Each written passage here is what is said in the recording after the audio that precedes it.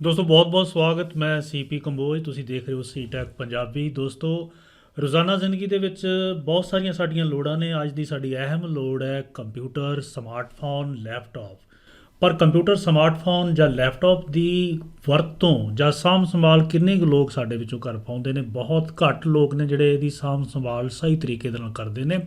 ਸੋ ਅੱਜ ਦੀ ਇਸ ਵੀਡੀਓ ਦੇ ਵਿੱਚ ਅਸੀਂ ਜਾਣਕਾਰੀ ਹਾਸਲ ਕਰਾਂਗੇ ਕਿ ਆਪਣੇ ਕੰਪਿਊਟਰ ਨੂੰ, ਲੈਪਟਾਪ ਨੂੰ ਕਿਵੇਂ ਸੰਭਾਲ ਕੇ ਰੱਖਣਾ ਹੈ, ਕਿਵੇਂ ਉਸ ਨੂੰ ਮੇਨਟੇਨ ਕਰਨਾ ਹੈ ਤਾਂ ਜੋ ਲੰਬੀ ਉਮਰ ਤੱਕ ਸਾਡਾ ਸਮਾਰਟਫੋਨ, ਕੰਪਿਊਟਰ, ਲੈਪਟਾਪ ਚੱਲ ਸਕੇ, ਘੱਟ ਤੋਂ ਘੱਟ ਖਰਾਬੀ ਆਵੇ, ਸਾਡੇ ਪੈਸਿਆਂ ਦਾ ਨੁਕਸਾਨ ਵੀ ਬਹੁਤ ਘੱਟ ਹੋਵੇ।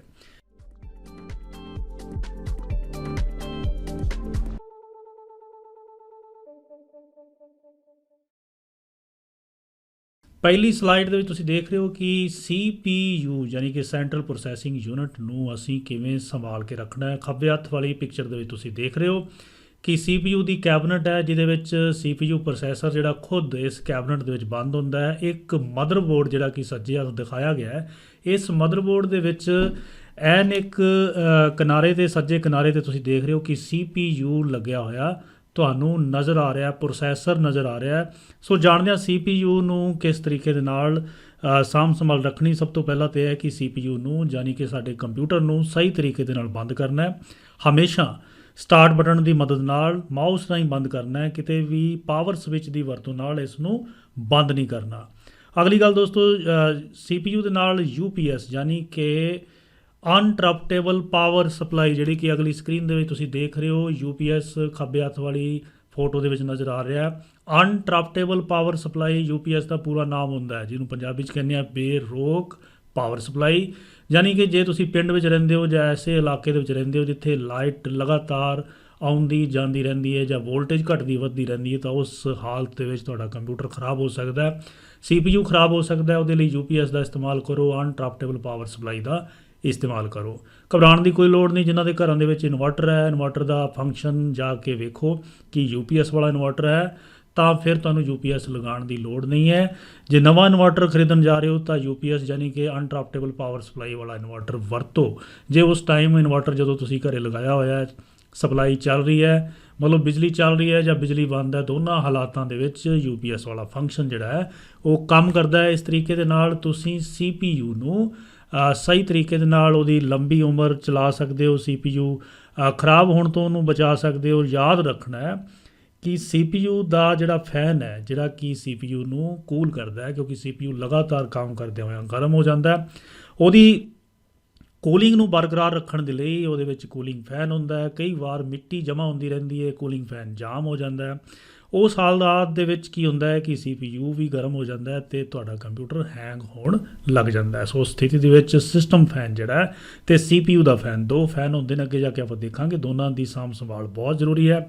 CPU ਨੂੰ ਘੱਟੇ ਮਿੱਟੀ, ਸਲਾਬ, ਸੂਰਜ ਦੀ ਸਿੱਧੀ ਰੋਸ਼ਨੀ ਤੋਂ ਬਚਾ ਕੇ ਰੱਖਣਾ ਹੈ। ਕੈਬਨਟ ਨੂੰ ਖੋਲ੍ਹ ਕੇ CPU ਦੇ ਜਿਹੜੇ ਪਿਛਲੇ ਪਾਸੇ ਨਟ ਲੱਗੇ ਹੁੰਦੇ ਨੇ, ਉਹਨਾਂ ਨੂੰ ਖੋਲ੍ਹ ਕੇ ਸਾਲ ਦੇ ਵਿੱਚ 2 ਕੁ ਵਾਰ ਸਫਾਈ ਜ਼ਰੂਰ ਕਰਨੀ ਚਾਹੀਦੀ ਹੈ। ਜੇ ਤੁਸੀਂ ਖੁਦ ਨਹੀਂ ਕਰ ਸਕਦੇ ਤਾਂ ਮਕੈਨਿਕ ਨੂੰ ਬੁਲਾ ਕੇ ਸਫਾਈ ਕਰੋ। ਉਹਦੇ ਨਾਲ ਉਹ ਹਵਾ ਦਾ ਪ੍ਰੈਸ਼ਰ ਮਾਰ ਕੇ ਵੀ ਸਫਾਈ ਕਰ ਲੈਂਦੇ ਨੇ ਜਾਂ ਬਰਸ਼ ਦੇ ਨਾਲ ਵੀ ਸਫਾਈ ਕਰਦੇ ਨੇ। ਸੋ ਕੈਬਨਟ ਦੇ ਵਿੱਚੋਂ ਸਫਾਈ ਜਿਹੜੀ ਹੈ ਸੌਫਟ ਬੁਰਸ਼ ਦੇ ਨਾਲ ਕਰਨੀ ਹੈ। ਰੂੰ ਦਾ ਇਸਤੇਮਾਲ ਕੀਤਾ ਜਾ ਸਕਦਾ ਹੈ।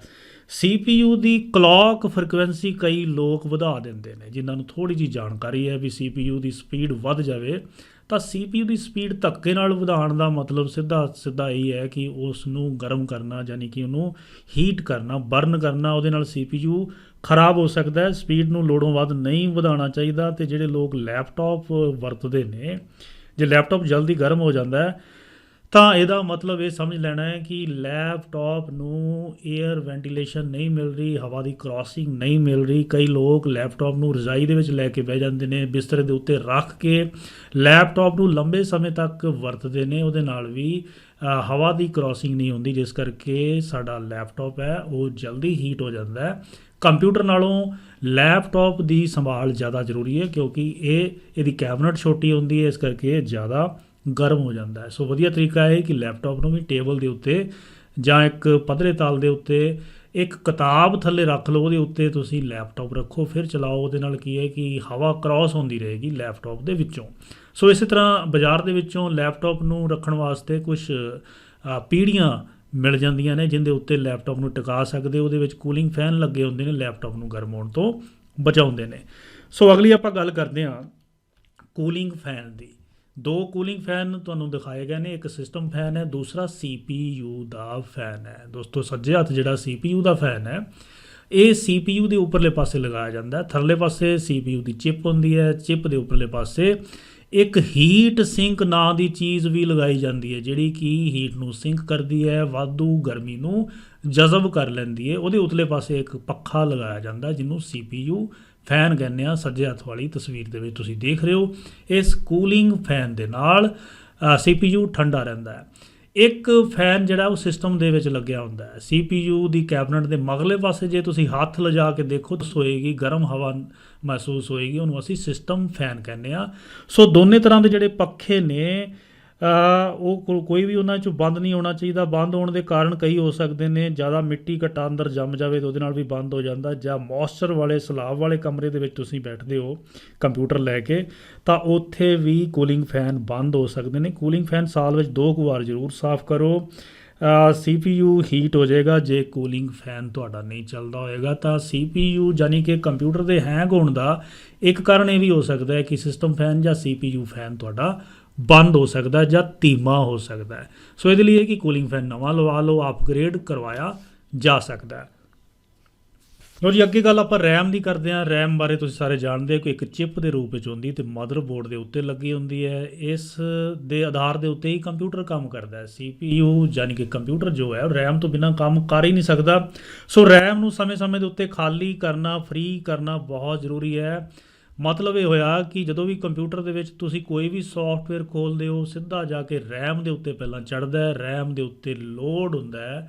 ਰੈਮ 'ਤੇ ਲੋਡ ਹੋਣ ਤੋਂ ਬਾਅਦ ਹੀ ਉਹ ਸੌਫਟਵੇਅਰ ਤੁਹਾਡੇ ਕੰਪਿਊਟਰ 'ਤੇ ਕੰਮ ਕਰਨ ਦੇ ਲਈ ਉਹ ਯੋਗ ਬਣਦਾ ਹੈ। ਸੋ ਇਹਦੇ ਲਈ ਜ਼ਰੂਰੀ ਹੈ ਕਿ ਜਿੰਨੇ ਸੌਫਟਵੇਅਰ ਤੁਸੀਂ ਚਲਾ ਰਹੇ ਹੋ ਉਹਨਾਂ ਤੋਂ ਇਲਾਵਾ ਵੀ ਖਾਲੀ ਸਪੇਸ ਰੈਮ ਦੇ ਵਿੱਚ ਬਚਣੀ ਬਹੁਤ ਜ਼ਰੂਰੀ ਹੈ।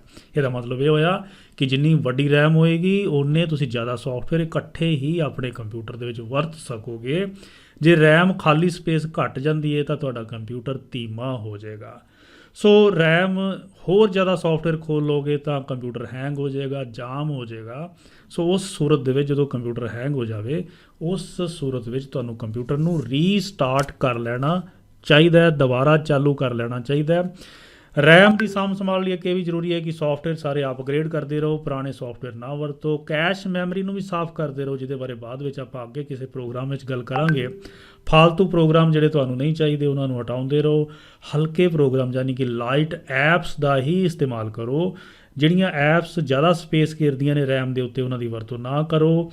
ਕੰਪਿਊਟਰ 'ਚ ਇੱਕ ਚੰਗਾ ਐਂਟੀਵਾਇਰਸ ਪਾ ਕੇ ਰੱਖੋ ਅਤੇ ਲੋਡ ਪੈਣ 'ਤੇ ਰੈਮ ਨੂੰ ਵੀ ਅਪਗ੍ਰੇਡ ਕਰਦੇ ਰਹੋ। ਜੇ ਰੈਮ 2 GB ਹੈ ਔਰ ਤੁਹਾਨੂੰ ਲੋੜ ਪੈ ਰਹੀ ਹੈ ਕਿ ਕੰਪਿਊਟਰ ਦੇ ਵਿੱਚ ਕੋਈ ਵੱਡੇ ਸੌਫਟਵੇਅਰ ਦੀ, ਹੈਵੀ ਸੌਫਟਵੇਅਰ ਦੀ, ਤਾਂ ਰੈਮ 2 GB ਵਾਲੀ ਇੱਕ ਹੋਰ ਲਗਵਾ ਲਓ ਤਾਂ 2 ਜਿਹੜੇ ਚਿਪਸ ਰੈਮ ਦੀਆਂ ਆਉਣਗੀਆਂ ਤਾਂ ਉਹਦੇ ਨਾਲ 4 GB ਰੈਮ बढ़ ਜਾਏਗੀ। ਤਾਂ ਸਹੀ ਤਰੀਕੇ ਦੇ ਨਾਲ ਰੈਮ ਨੂੰ ਕੱਢਣਾ ਅਤੇ ਪਾਉਣਾ ਚਾਹੀਦਾ। ਤੁਸੀਂ ਦੇਖ ਰਹੇ ਹੋ ਕਿ ਮਦਰਬੋਰਡ ਦੇ ਵਿੱਚ ਰੈਮ ਕਿਹੜੀ ਥਾਂ ਦੇ ਉੱਤੇ ਲੱਗੀ ਹੁੰਦੀ ਹੈ। ਕਦੇ ਤੁਸੀਂ ਕੰਪਿਊਟਰ ਦੀ ਕੈਬਨਟ ਨੂੰ ਖੋਲ੍ਹ ਕੇ ਰੈਮ ਨੂੰ ਖੋਲ੍ਹਣ ਦਾ ਜੇ ਲੋੜ ਪੈ ਜਾਂਦੀ ਤਾਂ ਤੁਸੀਂ ਇਸ ਥਾਂ ਦੇ ਉੱਤੋਂ ਰੈਮ ਨੂੰ ਖੋਲ੍ਹ ਸਕਦੇ ਹੋ। ਇੱਕ ਰੈਮ ਪਹਿਲਾਂ ਹੀ ਲੱਗੀ ਹੁੰਦੀ ਹੈ, ਤੁਸੀਂ 2 ਸਲੋਟ ਤੁਹਾਨੂੰ ਹੋਰ ਖਾਲੀ ਦਿੱਤੇ ਜਾਂਦੇ ਨੇ ਤਾਂ ਜੋ ਰੈਮ ਨੂੰ ਤੁਸੀਂ ਅਪਗ੍ਰੇਡ ਕਰ ਸਕੋ। ਅੱਗੇ ਅਸੀਂ ਰੈਮ ਤੋਂ ਬਾਅਦ ਹਾਰਡ ਡਿਸਕ ਦੀ ਗੱਲ ਕਰਦੇ ਹਾਂ। ਆਪਾਂ ਤੁਹਾਨੂੰ ਪਹਿਲਾਂ ਹੀ ਦੱਸਿਆ ਸੀ ਕਿ ਹਾਰਡ ਡਿਸਕ ਇੱਕ ਮਕੈਨੀਕਲ ਪਾਰਟ ਹੈ ਜਿਹਦੇ ਵਿੱਚ ਮਾੜਾ ਜਿਹਾ ਵੀ ਝਟਕਾ ਲੱਗਣ ਦੇ ਨਾਲ ਖਰਾਬੀ ਆ ਸਕਦੀ ਹੈ। ਸੋ ਹਾਰਡ ਡਿਸਕ ਦੇ ਵਿੱਚ ਬੈਡ ਸੈਕਟਰ ਆ ਸਕਦੇ ਨੇ। ਸੋ ਆਪਣੇ ਕੰਪਿਊਟਰ ਨੂੰ ਵਾਇਰਸ ਤੋਂ ਮੁਕਤ ਰੱਖੋ ਤਾਂ ਜੋ ਹਾਰਡ ਡਿਸਕ ਖਰਾਬ ਨਾ ਹੋਵੇ। ਦੂਸਰੀ ਗੱਲ ਇਹ ਹੈ ਕਿ ਆਪਰੇਟਿੰਗ ਸਿਸਟਮ ਨੂੰ ਅਪਗ੍ਰੇਡ ਕਰਦੇ ਰਹੋ, ਫਜ਼ੂਲ ਦੇ ਸੌਫਟਵੇਅਰ ਇਹਨਾਂ ਦੇ 'ਚੋਂ ਹਟਾਉਂਦੇ ਰਹੋ। ਹਾਰਡ ਡਿਸਕ ਨੂੰ ਡੀਫਰੈਗਮੈਂਟ ਕਰਦੇ ਰਹੋ। ਡੀਫਰੈਗਮੈਂਟ ਸ਼ਾਇਦ ਤੁਹਾਡੇ ਲਈ ਇੱਕ ਨਵਾਂ ਸ਼ਬਦ ਹੋਵੇ। ਯਾਦ ਰੱਖੋ ਕਿ ਜਦੋਂ ਅਸੀਂ ਆਪਣੇ ਕੰਪਿਊਟਰ ਦੇ ਵਿੱਚ ਕੰਮ ਕਰ ਰਹੇ ਹਾਂ, ਫਾਈਲਾਂ ਨੂੰ ਸੇਵ ਕਰ ਰਹੇ ਹਾਂ, ਉਹ ਫਾਈਲਾਂ ਜਿਹੜੀਆਂ ਨੇ ਇਸ ਤਰ੍ਹਾਂ ਅਲੱਗ-ਅਲੱਗ ਥਾਵਾਂ 'ਤੇ ਖਿੰਡੀਆਂ ਹੋਈਆਂ ਹੋ ਸਕਦੀਆਂ ਨੇ। ਇੱਕ ਫਾਈਲ ਦੇ ਹਿੱਸੇ ਜਿਹੜੇ ਨੇ ਉਹ ਦੂਰ ਤੱਕ ਹੋ ਸਕਦੇ ਨੇ। ਮੰਨ ਲਓ ਮੈਂ ਕੋਈ ਫਾਈਲ ABC ਨਾਂ ਦੀ ਬਣਾਈ, ਉਹਦੇ ABC ਦੇ ਜਿਹੜੇ ਹਿੱਸੇ ਨੇ, ਉਹਦੇ ਡਾਟੇ ਦੇ ਪਾਰਟਸ ਨੇ, ਉਹ ਇਸ ਤਰ੍ਹਾਂ ਖਿਲਰੇ ਪਏ ਨੇ। ਸੋ ਜਦੋਂ ਇਹ ਖਿਲਰੇ ਹੋਏ ਪਾਰਟ ਹੋਣਗੇ ਹਾਰਡ ਡਿਸਕ ਦੇ ਵਿੱਚ, ਕਿਸੇ ਫਾਈਲ ਨੂੰ ਸੇਵ ਕਰਨ ਦੇ ਹਿੱਸੇ ਅਲੱਗ-ਅਲੱਗ ਥਾਵਾਂ 'ਤੇ ਹੋਣਗੇ ਤਾਂ ਸਾਡਾ ਕੰਪਿਊਟਰ ਨੂੰ ਜ਼ੋਰ ਲੱਗੂਗਾ ਉਹਨਾਂ ਫਾਈਲਾਂ ਨੂੰ ਜੋੜ ਕੇ ਸਾਡੇ ਸਕਰੀਨ ਦੇ ਉੱਤੇ ਲਿਆਉਣ ਦੇ ਲਈ। ਸੋ ਖਿੰਡੇ ਹੋਏ ਪਾਰਟਸ ਨੂੰ, ਡਾਟੇ ਨੂੰ ਇਕੱਠਾ ਕਰਨ ਦਾ ਜਿਹੜਾ ਪ੍ਰੋਸੈਸ ਹੈ, ਜਿਹੜੀ ਪ੍ਰਕਿਰਿਆ, ਉਹਨੂੰ ਅਸੀਂ ਡੀਫਰੈਗਮੈਂਟ ਕਹਿੰਦੇ ਆ। ਇਹਦੇ ਲਈ ਤੁਸੀਂ ਸਿਸਟਮ ਟੂਲ ਦੇ ਵਿੱਚ ਜਾ ਕੇ ਕੰਮ ਕਰ ਸਕਦੇ ਹੋ। ਅੱਗੇ ਜਾ ਕੇ ਆਪਾਂ ਕਿਸੇ ਹੋਰ ਦਿਨ ਇਸ ਚੀਜ਼ ਨੂੰ ਵੀ ਸਿੱਖ ਲਾਂਗੇ ਕਿ ਆਪਣੀ ਹਾਰਡ ਡਿਸਕ ਨੂੰ ਡੀਫਰੈਗਮੈਂਟ ਕਿਵੇਂ ਕਰਨਾ ਹੈ। ਸੋ ਹਾਰਡ ਡਿਸਕ ਨੂੰ ਘੱਟੇ ਮਿੱਟੀ ਤੋਂ ਬਚਾ ਕੇ ਰੱਖਣਾ, ਇਹਦੇ ਲਈ ਤਾਂ ਸਾਰੇ ਪਾਰਟਸ ਦੇ ਲਈ ਹੀ ਜ਼ਰੂਰੀ ਹੈ। ਪੋਰਟੇਬਲ ਹਾਰਡ ਡਿਸਕ ਜੇ ਤੁਸੀਂ ਵਰਤ ਰਹੇ ਹੋ, ਤੁਸੀਂ ਦੇਖ ਰਹੇ ਹੋ ਕਿ ਇਧਰਲੇ ਪਾਸੇ ਪੋਰਟੇਬਲ ਹਾਰਡ ਡਿਸਕ ਦਿਖਾਈ ਗਈ ਹੈ, ਜਿਹਦੇ ਨਾਲ ਇੱਕ USB ਕੇਬਲ ਲੱਗੀ ਹੋਈ। ਹਾਰਡ ਡਿਸਕ ਜਿਹੜੀ ਪੋਰਟੇਬਲ ਹੈ, ਉਸ ਨੂੰ ਹਮੇਸ਼ਾ USB ਵਾਲੇ ਪੋਰਟ ਦੇ ਵਿੱਚ ਧਿਆਨ ਦੇ ਨਾਲ ਲਗਾਉਣਾ ਹੈ, ਧਿਆਨ ਦੇ ਨਾਲ ਕੱਢਣਾ ਹੈ। ਜਦੋਂ ਪੋਰਟੇਬਲ ਹਾਰਡ ਡਿਸਕ ਨੂੰ ਕੱਢਣਾ ਹੈ ਤਾਂ ਯਾਦ ਰੱਖਣਾ ਹੈ, ਕੰਪਿਊਟਰ ਦੇ ਵਿੱਚ ਇੱਕ ਕਮਾਂਡ ਹੁੰਦੀ ਹੈ ਸੇਫਲੀ ਰਿਮੂਵ। ਸੇਫਲੀ ਰਿਮੂਵ ਦੀ ਵਰਤੋਂ ਕਰਕੇ ਹੀ ਹਾਰਡ ਡਿਸਕ ਨੂੰ ਬਾਹਰ ਕੱਢਣਾ ਹੈ। ਸੋ ਹਾਰਡ ਡਿਸਕ ਚੰਗੇ ਮਾਰਕੇ ਵਾਲੀ ਲੈਣੀ ਹੈ, ਚੰਗੀ ਕੰਪਨੀ ਵਾਲੀ ਲੈਣੀ ਹੈ, ਚੰਗੀ ਸਪੀਡ ਵਾਲੀ ਲੈਣੀ ਹੈ। ਸੋ ਹਾਰਡ ਡਿਸਕ ਦੀ ਜਿਹੜੀ ਸਪੀਡ ਹੈ, ਕਿਉਂਕਿ ਇਹਦੇ ਵਿੱਚ ਜਿਹੜੇ ਗੋਲ ਤਵੇ ਨੇ, ਪਲੇਟਰਸ ਨੇ, ਉਹ ਘੁੰਮਦੇ ਨੇ।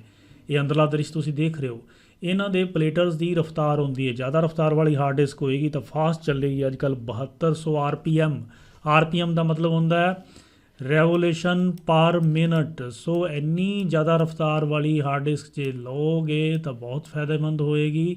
ਨਹੀਂ ਤਾਂ ਘੱਟ ਰਫ਼ਤਾਰ ਦੇ ਨਾਲ ਵੀ ਕੰਮ ਤਾਂ ਚਲਾ ਸਕਦੇ ਹੋ, ਪਰ ਉਹਦੀ ਉਨੀ ਸਪੀਡ ਨਹੀਂ ਬਣੇਗੀ।